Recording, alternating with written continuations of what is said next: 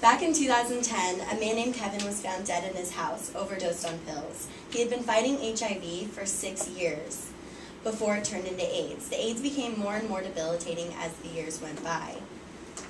He lost mobility, he became thin, he became incontinent. His family had to take care of him near the end of his life. He was always fighting off various infections because of his low immune system. He was stripped of his independence. His friends and family saw that he was in pain, and they saw that he was becoming a shell of his former self. Sadly for Ken, physician-assisted suicide was illegal. Many people feel that this is the only way to escape the pain and to save their family from the suffering that they see them in. According to PBS, physician-assisted suicide is when a doctor prescribes either 2 separate barbiturates totaling 100 separate capsules, where they break them open and actually pour the powder into a drink or a pudding or something to cut the taste, or they prescribe 1 liquid dose. The difference in prices are pretty extreme though. One's $100, one's $1,000. And as I'm sure you guys all can guess, it's not covered by health insurance. After the patient has taken the concoction, it takes about 5 minutes for them to slip into a coma and about 30 hours or less to leave the pain and suffering behind. To explain why death is being used in lieu of suicide, I can point to the Hastings Center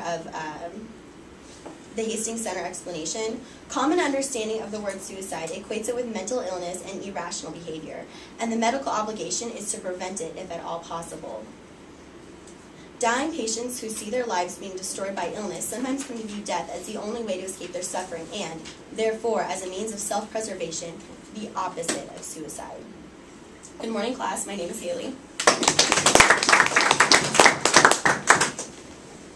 And the reason I'm here today is to bring you the tragic reality of what happens when physician-assisted death is kept illegal, what will happen by legalizing it, and how we can go about solving this issue at hand. For starters, it's best to begin with addressing the problem. The problem is that physician-assisted death is illegal in 94% of the United States still because of the Hippocratic Oath and religious views. So we'll start with the Hippocratic Oath. According to my survey, about 90% of you don't know what the Hippocratic Oath is. It's just an oath that doctors take before they graduate medical school, saying that they'll do no harm, so on and so forth.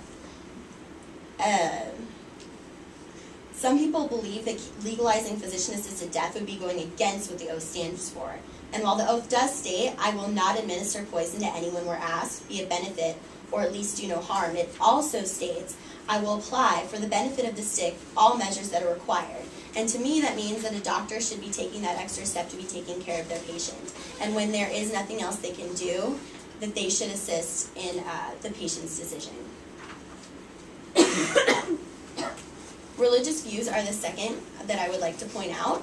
According to procon.org, the Conference of Catholic Bishops state that suicide is always as morally objectionable as murder. Although religious views are not something that should be taken lightly, I also think that we all have our different views and we all have our different religions. So I don't think that religion should be the reason that physician-assisted death is kept either legal or illegal. We can no longer hide from the tragedies that these problems cause. By keeping it illegal, people are suffering. They are dying, facing every day being heavily medicated and in excruciating pain. Or they are taking matters into their own hands and committing suicides, leaving their friends and family traumatized and with unanswered questions. With terminal illness and complications, take pancreatic cancer, for example. According to pancreaticcancer.net, life expectancy is about 5 to 8 months. A person may be so sick that they cannot do anything for themselves. They will have difficulty eating, and they will be in a lot of pain. And the tumors quickly take over their once healthy body. They will experience pain in their abdomen, their muscles will spasm due to the higher release of insulin, their bodies will rapidly deteriorate, their skin will start turning yellow from jaundice, and they will constantly be sick due to the tumors blocking various portions of their digestive tract. On the American Foundation for Suicide Prevention, statistics show that people with AIDS have a suicide risk 20% higher than that of the rest of the population. As you all heard in the beginning of my speech, Kevin's AIDS was a tough illness to fight, and in 2010 alone, 33,000 people in the U.S. were diagnosed with AIDS, 16% of those people being ages 20 to 24. Lucky for us, there's a solution to this horrible problem.